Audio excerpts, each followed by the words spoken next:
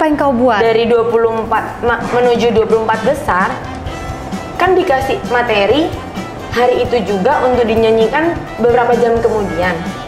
Aku pilih lagu dari 3 itu yang paling masuk sama karakterku, kayaknya itu deh, yang tak pernah kuduga. Apa lagu itu kan lupa kan? Nah saat itu udah aku hafalin banget. Cuman kayaknya pas di situ aku grogi. Aku satu kata salah langsung hilang semua. First 2 sampai belakang sampai rest semua. Masa? Sketch vokal tiba-tiba? Hilang. Nyanyi nyamuk ya? Terus ada backing baru gini. Oh, kau berikan harapan tentang itu. Mbak Titi DJ benci banget sama aku.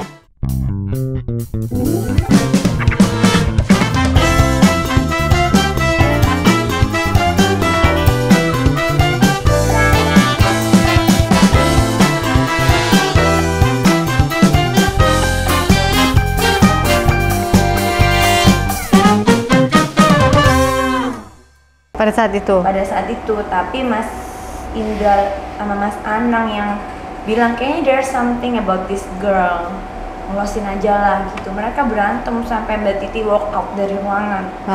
Itu bener nggak sih? Nah nggak tahu. Oke. Ntar besok ya Ti, besok buat tanya ya Buti.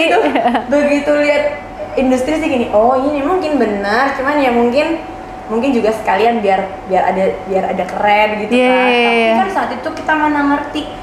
Tapi kayaknya Mbak Titi bener-bener sebel deh. Kenapa sih harus dibela, udah salah gitu ya? Soalnya ada cici sepupuku LO kan, pernah bawa dia, habis itu dia ngomong, terus sepupu lu, jelek banget.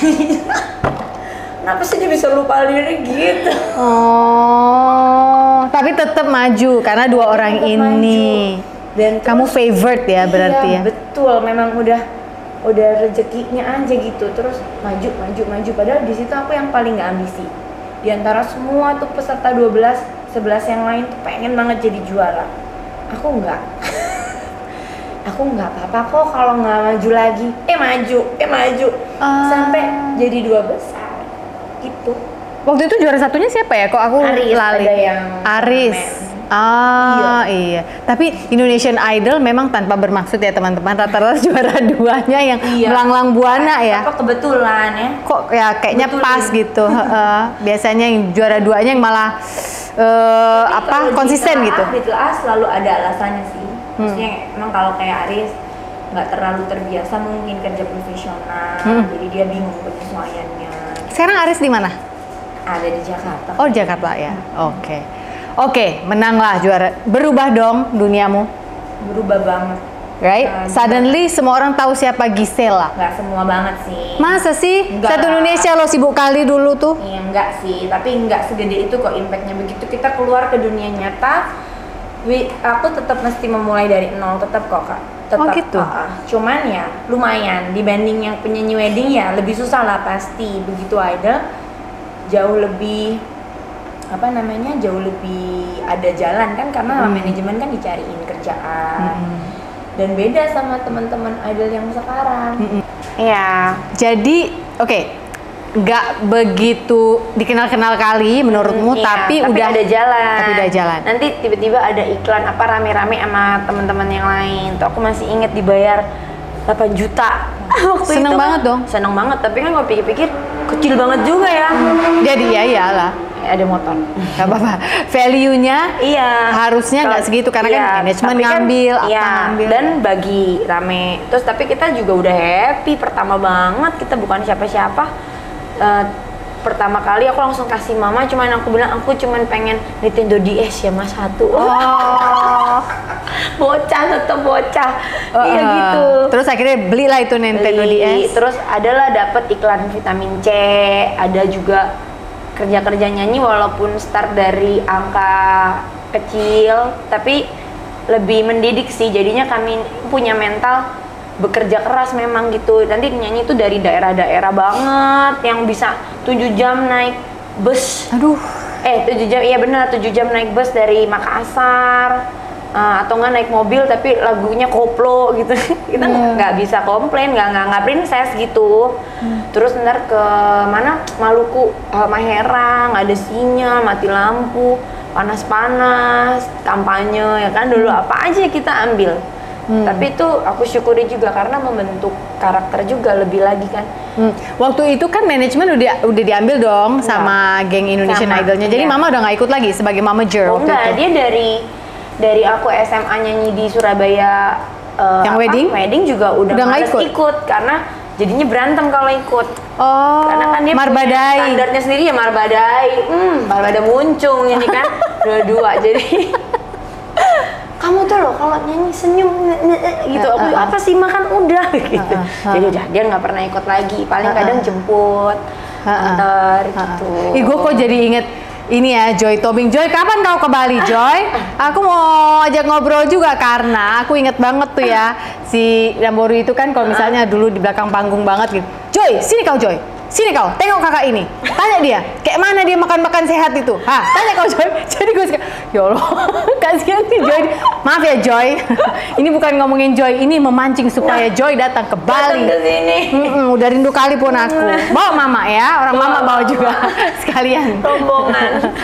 Oke, jadi intinya itulah yang membuat kamu berhasil dan akhirnya duit mulai kerasa. Tapi tetep lah kan ini besar lubuk besar ikannya juga. Bener nggak sih? Lebih salah besar ya? pasak daripada tiang. Itu sih nggak juga sih. Cuman kayak ya begitu nyampe Jakarta kerjaan juga lebih gede bayarannya, tapi kan kebutuhan juga tinggi gitu. Jadi ya merintis lah. Ada masanya udah jadi ceritanya orang ngomong udah jadi artis. Ada masanya rekening juga cuman tinggal 1 juta. Buat aku yang nggak biasa kayak gitu, maksudnya harusnya kan tipe yang saving kan kalau mama ngajarin itu lumayan panik gitu, nangis tuh aku ingat. Tapi kan gengsi ya, nggak pernah lah aku minta-minta kan nggak orangnya. Itu padahal punya pacar, lumayan juga anak jaksa, tapi nggak ada pernah aku mintakan sekalipun. Tapi dia ngeliat muka aku gini lesu-lesu. Kenapa? Enggak, aku cuman cerita ya, aku nggak mau minta. Tapi uangku di rekening tinggal segini. Nggak mau minta, dapet callingan main quiz Wants to be a Millionaire. Tantowi. Iya. Tahu-tahu menang loh, dapet 30 juta dan kalau hadiah kan nggak dipotong manajemen. Iya. Oh nggak ya, kalau hadiah dan nggak selama bayaran. Jadi aku langsung pegang duit gini, wah ya ampun makasih ya. Cuma pas saat itu belum Tuhan-Tuhanan banget. Iya belum. Jadi cuma wah selamat nih kita gitu doang, tapi nggak yang sampai lebay. Kalau sekarang kan kayak gitu pasti udah lebay banget tuh bersyukurnya kan. Ya gitu deh, tapi I just realize sih sekarang gila sih Tuhan itu so good to me sih, over banget baiknya. Nggak pernah dibiarin sampai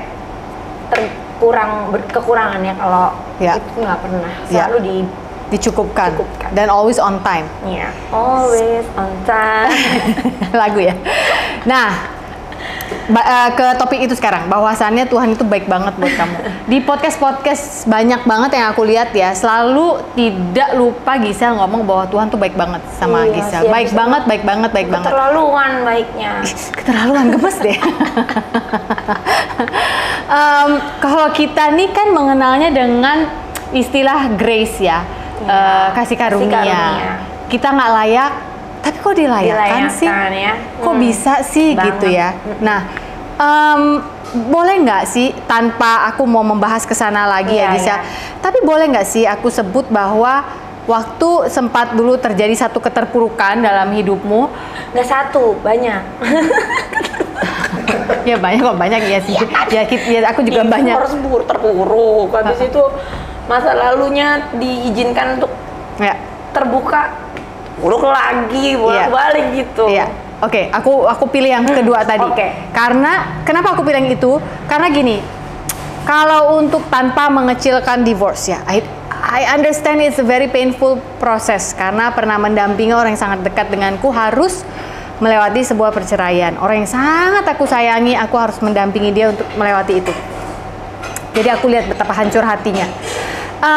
Kenapa aku pilih kasus yang kedua ini? Karena divorce katakanlah banyak orang sendiri ya, dan banyak orang mengalami bukan mengentengkan. Tapi ketika suddenly plot twist terjadi, plot twist dong, ya kan? Gini, orang mau menghakimi, wah itu tuh gini. Apa sih dosamu yang dalam kegelapan yang kau beruntung aja? nggak ketahuan gitu kan ya. Nah Ya, itu maksud aku. orang-orang gitu maksudnya. Ya, orang-orang. Kita semua, aku termasuk Ya, ya, everybody ya, who's listening, ya, kita ya. semua punya salah dan dosa. Ketika itu terjadi gitu ya, aku sempat lihat kamu ngobrol sama Melanie waktu itu, terus nggak lama ngobrol sama Daniel. Oh ya, kesempatan aku mau ngomong juga sekarang bahwa ketika itu terjadi ya, aku ikut sakit perut. Padahal kita nggak kenalan berteman yang gimana-gimana. I just don't know why, tapi kayaknya Tuhan colek aku untuk pray for this person thank gitu. you. Aku jadi mau nangis, aku kan cengeng. Aku juga cengeng. Jadi I was praying walaupun aku bilang Tuhan aku nggak kenal, tapi Tuhan selamatkan, tolong ini anak Tuhan tolong Ih, mau selamatkan. nangis. Karena aku tuh ngerasa Tuhan tuh ngomong gini, aku punya banyak purpose loh buat dia. Tapi ini sekarang ada kayak Apaan begini sih? nih gitu. Minum kopi ah. ada kayak gini nih kejadian. Aduh. You need to be praying with the other people yang udah aku colek juga gitu. Nah, Thank sejak you. Tuhan ubahkan hidupku, memang mungkin aku lebih sensitif kayak gitu. Kadang-kadang nggak kenal aja doain. Ada nih kayak Ya. setahun yang lalu nih ada, aku nggak mau sebut nama lah, ada kayak pasangan apa sih selebgram atau pemain sinetron aku nggak tahu, kacau juga tuh Iya, yang iya. perselingkuhannya ketahuan kemana-mana I know. iya ya, Langsung nyambung. ya, Sama dia- aku juga berdoa. aku berdoanya ya ampun, padahal kenal juga enggak. Aku DM. Kamu DM ya? DM terserah deh. Bininya apa lakinya yang lo DM? Bininya lah, masa lakinya aku marah-marahin. Oh ya, kirain kan lo masih kesel, hei lo gitu. Enggak lah, ngasih kekuatan aja. Iya kan? Nah, Nah, begitu semua keadaan udah jadi lebih baik, aku DM lagi, aku bilang, terima kasih ya, kamu sungguh luar biasa. iya. Dia baca nggak? Nggak ya? Baca, dijawab. Oh, dia baca. Oh, dijawab. Nah, aku tuh aku nggak berani DM karena kayaknya aku pikir usia juga Iya, terpaut tapi jauh aku sekali. minta maaf dulu, maaf yang lancang. Enggak lah, nggak lancang lah. Kan kalau memang kita Cuma digerakkan. doain doang sih, nggak ngomong Iya. apa-apa. Aku tuh doa ini sampai kayak orang paling kenal loh. Pas doa aku ikut nangis. Ini ada apa? Iya, memang sih, memang, gitu. Nah, the same happen with you. Jadi aku tuh thank you. sampai akhirnya yang teman yang bisa aku sharing tentang itu, soal aku berdoa soal ini waktu itu yang aku bisa percaya cuma satu. Sekarang aku bisa ngomong Tracy Trinita. Aku bilang Trace, Gitu. I need a friend. We need to pray more into this. Ini Jadi ini dia ada. juga berdoa buat aku. Iya. Dia nggak ngomong ya. Ya kan nggak perlu ngomong-ngomong. Padahal waktu itu habis itu sempet sekomunitas sebentar. Ya sebelum dia pindah kan. Iya sih. Setelah Ya, itu nggak kan perlu ngomong-ngomong ya, maksudnya nggak perlu. baik hati ya, ya Iya. ampun. Jadi itu berdoa kan. We have to fight karena harus dikelilingi doa anak ini. Nah, pertanyaanku adalah kok bisa? Walaupun kamu udah jelasin ya, but I don't know. Mungkin sekarang setelah berapa tahun kamu punya hikmat baru yang bisa kamu share dengan kami. Kok bisa kamu menghadapi itu, mengakui, menjalani proses hukumnya, and you were so at peace? Iya. Kayak suaramu aja menurutku berubah. Kayak lebih ya aku gini aku mau ya aku jalan, you know, like Bataknya agak hilang. eda-edanya itu hilang gitu. Iya sih. Itu apa sih? Itu- Apa yang kamu rasakan pada saat itu berhubungan dengan kasih karunia tadi, dengan Tuhan yang baik banget ini? Wah, campur aduk sih. Tapi yang pasti saat itu aku bersyukur musim itu tuh datang ke aku di mana aku sudah lahir baru, di mana aku sudah lebih tahu kebenaran tentang Tuhan, dan lumayan lagi belajar tentang itu semua.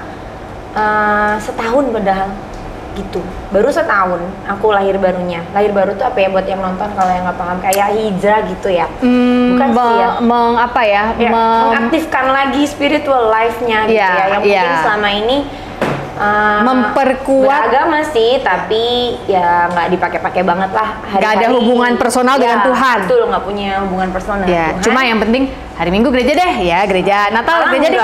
Oh dulu.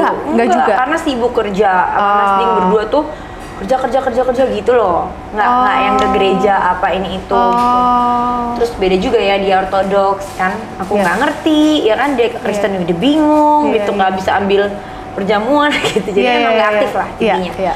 Begitu aku divorce dan segala macam, dipanggil lagi sama Tuhan waktu itu lewat pengalaman pribadi sendiri. Kebetulan puji Tuhan aku meresponi di 2019, makanya pas kejadian itu terjadi di 2020, aku diizinkan melewati satu masa yang berat yang aku bisa lebih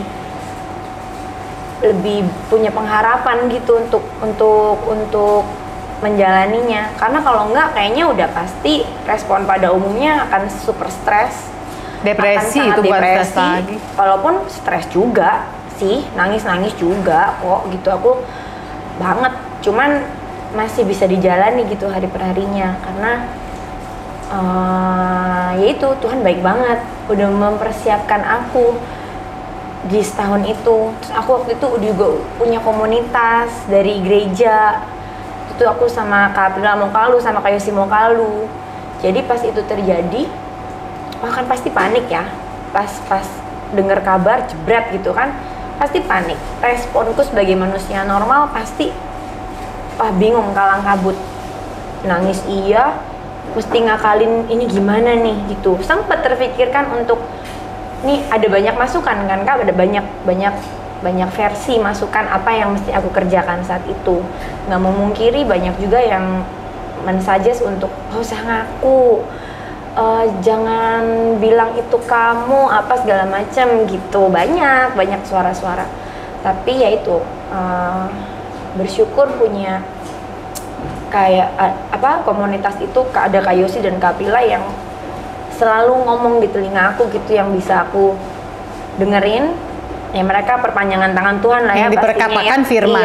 Iya firman gitu semuanya. Jadi mau ngambil keputusan ya gimana pun based on firman Tuhan. Tuhan bilang kita memang ya nggak boleh bohong lagi. Masa kita nutupin kesalahan dengan kesalahan ya kan? Jadi ya makanya aku bisa memutuskan untuk ya memang ya apa adanya, yang minta maaf ya, yang sewajarnya mestinya aku kerjakan, dan menjalani proses hukum yang memang mesti aku jalani.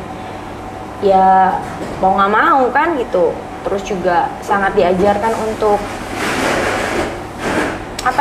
bisa terus berpengharapan kalau ini akan ada nih masanya, nanti akan ada jalan keluar gitu, walaupun apapun ya yang terjadi. Sampai udah mempersiapkan hati juga sih, seandainya harus banget nih diproses gitu, terus bener-bener terjadi yang aku takutkan sekali gitu, harus nggak di rumah terpisah dengan Gempi, itu udah aku siapin semua hatinya gitu. Tapi ya dan again Tuhan punya caranya sendiri pada saat itu, nggak sampai ke sana gitu. Jadi ya makanya bersyukur aja sampai sekarang juga. Sebenarnya kan masih kita masih nggak ngerti gitu, kita semuanya, aku juga masih menjalani hari-hari aja karena ya aku nggak punya pilihan lain selain maju terus maju, karena ada Gempi yang aku mesti didik, aku mesti cukupkan kebutuhannya juga. Kalau aku membiarkan diriku terpuruk hanya meratapi nasib dan ketakutan, kan aku jadi nggak bisa ngapa-ngapain, malah nggak jalan yang lain gitu. Tapi ya pastinya itu semua hanya bisa terjadi karena aku punya keyakinan bahwa aku tuh sama Tuhan tuh disayang, aku tuh anaknya Tuhan gitu. Apapun yang aku buat di masa lalu, aku sudah pernah akui, aku sudah pernah minta ampun setengah mati, itu aku diampuni gitu. Jadi aku punya rasa sedikit kepercayaan diri untuk terus maju itu karena aku tahu nih aku diampunin sama Bapak aku di surga gitu. Sudah diampuni, sudah selesai gitu. Jadi aku bisa terus berusaha maju, walaupun tetap sebenarnya ya kayak keluar rumah apa itu ya tetap sebenarnya ya nggak sepede itu juga, nggak kepedean juga Kak. Konsekuensi manusia ketika salah memilih jalan hidup tetap konsekuensi hidup ada, tetap ada. Tapi di dalam yang dimaksudkan Gisel mungkin gini kali ya, di dalam iman percaya kita itu, iya, aku percaya aku sudah diampuni karena dan aku dikasih kesempatan buat membuat kehidupan yang lebih baik gitu. Ya. Karena pekerjaan Yesus Kristus di atas kayu salib 2000 tahun yang lalu yang bahkan saat itu kita belum kenal dia. Dia ketika memberikan nyawanya untuk kita, nggak mati karena bisa dimatiin loh guys, tapi dia memberikan nyawanya untuk kita. Itu sambil, ini sih yang selalu bikin aku juga pengen nangis adalah dia udah bayangin muka kita. Iya. Udah ada tuh di situ nama Gisel, nama Sophie, nama Pongki, nama Nadia, nama siapapun yang percaya, yang mau percaya, nggak hanya buat orang Kristiani saja, tapi kalau kamu mau percaya, ada loh. Bisa. Namamu iya. ada di sana. Iya, makanya aku percaya banget. Analogi kalau buat aku sih analogi bapak anak aja deh gitu. Nggak usah bapak lah. Aku juga kan sebagai orang tua ke Gempi juga. Ya sesalah-salahnya Gempi, kayak aku nggak mungkin sih benci sama Gempi. Nggak mungkin gitu. Aku pengen Gempi celaka. Sampai sekarang mama gitu misalnya ya merepet gitu, nggak percaya sama aku misalnya ke atas keputusanku apa atau apa ya, aku terima aja konsekuensinya karena memang aku pernah mengecewakan hati dia begitu dalam, mungkin nggak sekali tapi kali-kali gitu. Jadi nggak apa-apa deh kalau nggak dipercaya gitu. Misalnya gitu, I try to paling ngejelasin, kalau nggak I back off, mendoakan dan keep trying to membuktikan aja deh gitu. Jadi kalau memang Gempi juga buat salah itu nggak apa-apa karena aku juga I made mistakes. People make mistakes. Iya, people make mistakes. Mau selaper apa, mau seburu-buru apa, mau nggak mood apa, mau selagi emosi apa, kalau ada orang minta foto, ya aku sangat menghargai karena ini masih mau foto sama gue, bukannya jijik, bukannya sebel gitu.